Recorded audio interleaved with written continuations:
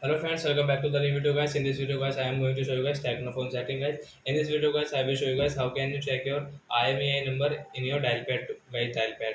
Guys, you can check your IMEI number in your dial pad guys.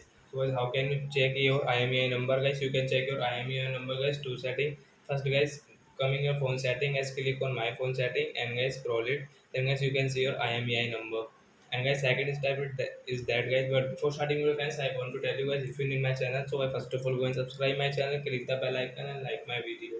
So I now let's start video fans. First of all, guys, open your dial pad and guys tap your and guys star has 06 has. Then guys you can check your serial number and IMEI number in your Tecno phone. So I hope friends you have understood how to check IMEI number in our Tecno phone. So that's it guys. Thanks for watching. So guys now we will meet on next video guys with new topic guys. Before going guys, please go and like my video, subscribe my channel. Bye bye friends.